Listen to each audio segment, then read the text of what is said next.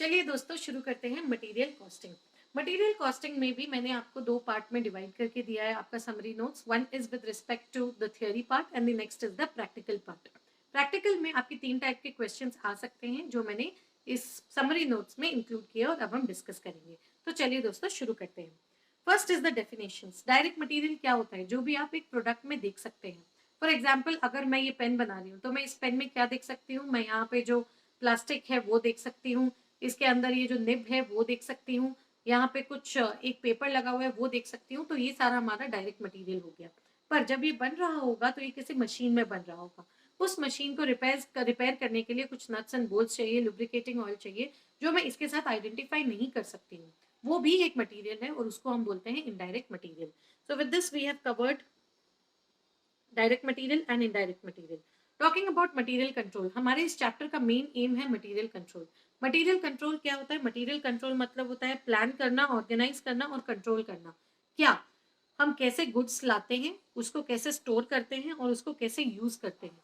क्यों करना है हमें ये सब? To get efficiency. एफिशिएंसी मतलब हुआ हम क्वालिटी अपनी कॉम्प्रोमाइज नहीं करेंगे, हम क्वालिटी को अपनी मेंटेन करेंगे। And economy eight cheaper price. तो हमको सबसे हमारा ये है, इसका मतलब है हमको कॉस्ट रिडक्शन और कॉस्ट कंट्रोल करना है। हमको अपना कॉस्ट कम से कम रखना है so that and maintaining the quality, we are not going to affect the quality. उसको हम बोलेंगे मटेरियल कंट्रोल। तो इसके साथ हमने ऑब्जेक्टिव ऑफ द चैप्टर का डेफिनेशन भी देख लिया है। नाउ कॉस्ट कंट्रोल टेक्निक्स, आपके जो मेजर टेक्निक्स है उसमें से पहला ही EOQ। This is very very important दोस्तों, ये आपको कॉन्सेप्ट पता होना चाहिए। जब हम EOQ की बात करते हैं तो इसमें हमारे कुछ फॉर्मूलाज हैं। फर्स्ट है टोटल ऑर्डरिंग कॉस्ट का फॉर्मूला, ये है A by Q into O, that would be annual consumption divided by your Q into Q would be your order size or order quantity into the ordering cost per order। Ordering cost क्या होता है? Ordering cost मतलब पर order cost होता है। आप जब भी ऑर्डर प्लेस करते हैं तब आपका जो कॉस्ट लगता है उसको हम ऑर्डरिंग कॉस्ट बोलते हैं। That would include your transportation cost, transit taxes, transit insurance etcetera. Coming to total carrying cost का फॉर्मूला है Q/2 इंटू C। ये सब फॉर्मूलाज आपको बाय हार्ट होने चाहिए। आपका कैरिंग कॉस्ट क्या होता है? द कॉस्ट ऑफ कैरिंग और मेंटेनिंग द इन्वेंट्री को हम कैरिंग कॉस्ट बोलते हैं। जैसे आपका रेंट हो गया, इलेक्ट्रिसिटी हो गया, इंश्योरेंस हो गया, इंटरेस्ट हो गया, ये सारा हो गया आपका carrying cost. Coming to EOQ का फॉर्मूला बहुत ही इंपॉर्टेंट है, that is root over of 2AO/C। ये फॉर्मूला आपको आना चाहिए। और ये क्या होता है? What is EOQ? EOQ is that order quantity जहां आपका associated cost. Now what is associated cost?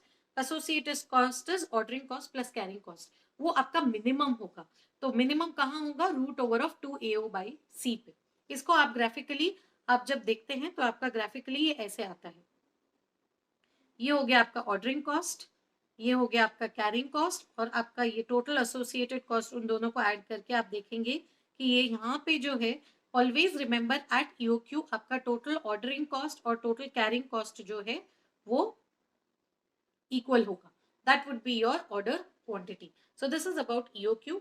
Total associated cost मतलब कैरिंग कॉस्ट और ऑर्डरिंग कॉस्ट को अगर आपको शॉर्ट में निकालना है या फॉर्मूला वाइज निकालना है तो ये फॉर्मूला है आपका रूट ओवर ऑफ 2AOC। पर दोस्तों ध्यान रखिए, ये जो फॉर्मूला है ये सिर्फ और सिर्फ EOQ पे ही काम करेगा, but it will save a lot of your time in case you want to calculate the associated cost at EOQ। Coming to stock level, stock levels में आपको कुछ इन्फॉर्मेशन ऑलरेडी दी हुई रहेंगी, जो है maximum consumption, normal consumption, minimum consumption as well as certain lead times जो भी आपके हैं वो आपको ऑलरेडी क्वेश्चन में दिए हुए रहेंगे। इनके बेसिस में आपको स्टॉक लेवल्स निकालने हैं। 5 स्टॉक लेवल होते हैं जिसके फॉर्मूला मैंने दिए हुए हैं आपको।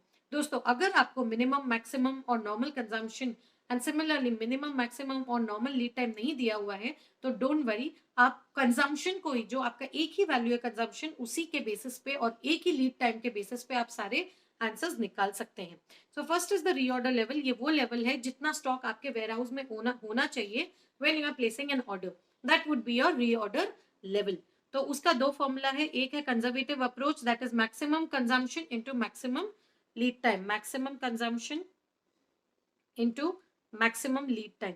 ये आप जनरली यही फॉर्मूला यूज करते हैं। दूसरा है ऑप्टिमिस्टिक अप्रोच, जिसमें minimum level which is also known as the safety stock plus normal consumption into normal reorder time या फिर रीऑर्डर नॉर्मल लीड टाइम हम जिसको बोलते हैं नॉर्मल लीड टाइम, ये आपका हो गया स्टॉक लेवल का reorder level. Next is maximum level, कितना मैक्सिमम स्टॉक हमारे वेयर हाउस में हो सकता है उसको हम बोलते हैं maximum level, that is ROL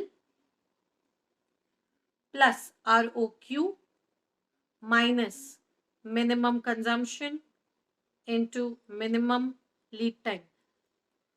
दोस्तों क्योंकि हमारा एग्जाम बहुत ही पास है, इसीलिए हम इस फॉर्मूला कि फॉर्मूला कैसे आया उसके लिए हम अभी वरी नहीं करेंगे। In case you still want to see, मेरे यूट्यूब चैनल पे मैंने पूरा का पूरा video with logical explanation upload किया हुआ है, आप देख सकते हैं। तो दोस्तों यहाँ पे बस एक चीज ध्यान रखिए, क्योंकि हम मैक्सिमम कैलकुलेट कर रहे हैं, जो हम माइनस करेंगे वो हम मिनिमम करेंगे। This will help you a lot. Coming to minimum level, minimum level क्या होता है? मिनिमम लेवल कितना हमारा स्टॉक गिर सकता है इन द वेयर हाउस, इससे नीचे अगर हमारा स्टॉक जा रहा है so we are under stocking. उसका फॉर्मूला क्या है? ROL minus normal consumption into normal lead time. दोस्तों normal consumption into normal lead time होगा यहाँ पे। नाउ नॉर्मल लीड टाइम हम यहाँ पे नॉर्मल क्यों माइनस कर रहे हैं? मैम जैसे आपने बोला कि मैक्सिमम में आप मिनिमम माइनस कीजिए, तो मिनिमम में आपको मैक्सिमम माइनस करना नहीं दोस्तों, अगर आप मैक्सिमम माइनस करेंगे आपका आंसर 0 आ जाएगा। इसीलिए याद रखिए कि यहाँ पे नॉर्मल होगा, यहाँ पे मिनिमम होगा। This will help you a lot. Average stock level के दो फॉर्मूलाज है, दोनों से आंसर डिफरेंट आएंगे। First is maximum level plus minimum level divided by 2, और दूसरा है मिनिमम लेवल या फिर आपका safety stock plus half of reorder quantity, that is ROQ by 2 plus your minimum level.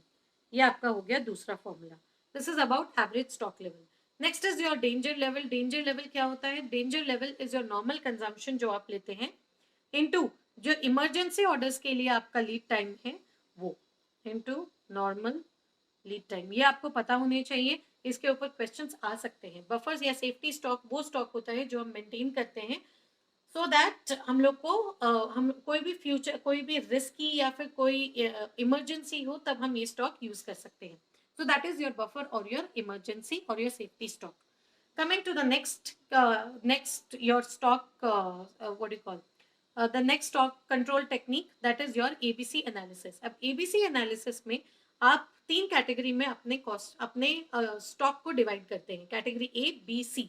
ये डिवीजन जो है वो दो बेसिस पे होता है, एक होता है आपका वैल्यू और दूसरा होता है आपका quantity. Now obviously we logically हमको वैल्यू को ज्यादा इंपॉर्टेंस देनी चाहिए, इसीलिए जब हम बाइफिकेशन करते हैं तो हम बाइफिकेशन पे मेन जो हम ध्यान देते हैं वो करते हैं इन्वेस्टमेंट पे।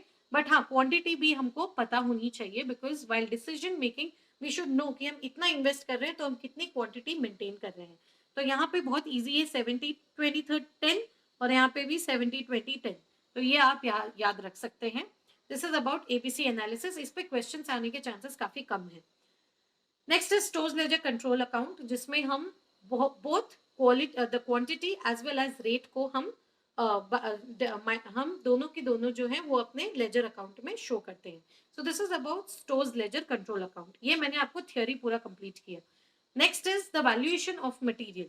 वैल्यूएशन ऑफ मटेरियल भी इंपॉर्टेंट है और इससे छोटे मोटे कोई क्वेश्चन आ सकते हैं, not very much important but फिर भी मैं आपको एक बार बता देती हूँ। वैल्यूएशन ऑफ मटेरियल में जो भी डिस्काउंट होंगे सब डिडक्ट होंगे एक्सेप्ट फॉर कैश डिस्काउंट, इसका कोई ट्रीटमेंट नहीं होता है। ड्यूटीज एंड टैक्सेस जो हैं, अगर आपको क्रेडिट मिल रहा है, अगर आपको क्रेडिट मिल रहा है तो कुछ भी नहीं होगा, अगर क्रेडिट नहीं मिल रहा है, if you are getting the credit then you will not add it, you will not do anything with that. If you are not getting the credit then you will have to add this to your cost. This is about duties। penalties कभी भी add नहीं होंगे। Other expenditures, insurance commission, ये सब add होंगे। Cost of containers, अगर returnable containers हैं तो ऐड नहीं होंगे, सिर्फ difference in the refund amount जो है वो ऐड होगा। नॉन रिटर्नेबल कंटेनर्स ऐड होंगे। नॉर्मल लॉस जो है वो ऐड होगा, एबनॉर्मल लॉस कभी भी ऐड नहीं होगा। This is with respect to the pricing of the material, जो हम परचेज करते हैं मटीरियल उसका प्राइस हम कैसे कैलकुलेट करेंगे वो हमने आपको बताया हुआ है। अब क्वेश्चन, आपके तीन टाइप के क्वेश्चन आ सकते हैं। फर्स्ट EOQ, जिसके लिए मुझे लगता है 90% ऑफ चांसेस जो है आपको EOQ से क्वेश्चन आएंगे। मैंने EOQ के दो क्वेश्चंस आपको दिए हुए हैं, फॉर्मूला बेस्ड क्वेश्चंस हैं और बहुत ही इजी और इजी अंडरस्टैंडेबल क्वेश्चंस हैं, वो आप देख सकते हैं। जो दूसरा इसमें क्वेश्चन आ सकता है with respect to EOQ only, वो है आपका कि आपको दो सिनेरियो देगा कि आपको बताएगा कि ईओक्यू अगर आप ऑर्डर करें या फिर आप कोई और क्वांटिटी ऑर्डर करें तो आपका डिफरेंस इन कॉस्ट क्या होगा, मतलब एक्स्ट्रा कॉस्ट क्या होगा। अगर आप यहाँ देखेंगे, मैंने फर्स्ट क्वेश्चन में आपको एक्स्ट्रा कॉस्ट दिया हुआ है, यहाँ पे आपने ईओक्यू कैलकुलेट किया और आपको कोई डिस्काउंट दिया गया है, तो इन दोनों के बेसिस में आपको एक्स्ट्रा कॉस्ट कितना लग रहा है वो आपको बताना पड़ेगा। तो अकॉर्डिंगली आपको वो सॉल्व करके बताना पड़ेगा। वो मैंने आपकी इजी अंडरस्टैंडिंग के लिए यहाँ पे दिया हुआ है। आपको तीन चीजें कंपेयर करनी है इसमें, ordering cost, carrying cost and purchase cost. ये तीनों आप दोनों सिनेरियो का निकाल लीजिए, आपको एक्स्ट्रा कॉस्ट निकल जाएगा। स्टॉक लेवल पे क्वेश्चन आ सकता है, फॉर्मूला बेस्ड सोल्यूशन है, फॉर्मूला लगाइए आपको आंसर आ जाएगा। मटेरियल प्राइसिंग पे क्वेश्चन मुझे नहीं लगता है कि आएगा, but still I have given you one for practice. Store laser control account पे क्वेश्चन आ सकता है। स्टोर लेजर कंट्रोल अकाउंट में या तो हम फीफो बेसिस पे करते हैं या फिर हम वेटेड एवरेज बेसिस पे करते हैं। मैंने दोनों के सम आपको दिए हुए हैं। फीफो पे अगर आप देखो तो क्या करते हो आप, आपका ओपनिंग स्टॉक 200 यूनिट्स था at rupees, at 10 rupees, at 10 rupees, फिर आपने रिसीट किए तो आप दोनों को अलग अलग, दोनों स्टॉक जो है वो आप अलग अलग रखते हो, ठीक है। फिर आपने वापस रिसीट किया तो आप अगेन तीनों स्टॉक को अलग अलग मेंटेन कर रहे हो। जब आप इशू कर रहे हो फीफो पे या लीफो पे, जैसे भी आप इशू कर रहे हो, फॉर एग्जाम्पल आप इसको लीफो पे इशू कर रहे हो, तो लीफो क्या होता है, लास्ट इन फर्स्ट आउट। तो आपने 150 से 100 माइनस किया यहाँ पे। नेक्स्ट जब आप इशू कर रहे हो, इसमें आपके दो पॉइंट इंपॉर्टेंट है शॉर्टेजेस के। इसमें आप देखिए शॉर्टेज को हमने यहाँ पे जो हमने ट्रीट किया हुआ है, आप यहाँ पे देखेंगे shortage will be charge as overhead. Overhead मतलब क्या होता है, हमको पूरा का पूरा कॉस्ट निकालना है। तो मेरा 10 यूनिट्स का शॉर्टेज था, तो मैंने 10 यूनिट्स यहाँ से निकाले प्लस उसका कॉस्ट भी मैंने निकाल लिया। इसको हम बोलते हैं शॉर्टेज। ये शॉर्टेज का ट्रीटमेंट है when we are treating it as an overhead, ठीक है। नेक्स्ट जो है, नेक्स्ट क्वेश्चन मैंने आपको वेटेड एवरेज मेथड पे दिया हुआ है। आपको क्या करना है, सिंपली आप ध्यान रखिए कि ये आप बैलेंस से ये आप लिखेंगे माइनस करके, ये आप कॉलम लिखेंगे माइनस करके, और ये जो फिगर है ये आपको ऑलवेज, ये जो कॉलम है ये ऑलवेज आपको दिस डिवाइडेड बाय दिस करके ही निकालना है। This is one very important point when we are talking about weighted average method. जो दूसरा पॉइंट है वो है विद रिस्पेक्ट टू शॉर्टेज। यहाँ पे हमने शॉर्टेज को जो हमने यहाँ पे ट्रीट किया है as inflating the price. Inflating the price में क्या होगा, हम सिर्फ यहाँ से क्वांटिटी रिमूव करेंगे, हम उसका वैल्यू रिमूव नहीं करेंगे। एंड यू विल सी कि यहाँ पे आपका क्वांटिटी तो रिड्यूस हो गया लेकिन प्राइस सेम रहा, उसके कारण क्या हुआ, आपका पर यूनिट का प्राइस इन्फ्लेट हो गया है। So this is the treatment of shortage. इसी के साथ हमारा मटेरियल का रिविजन कंप्लीट होता है।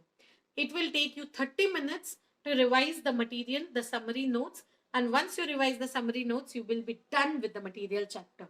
Go ahead.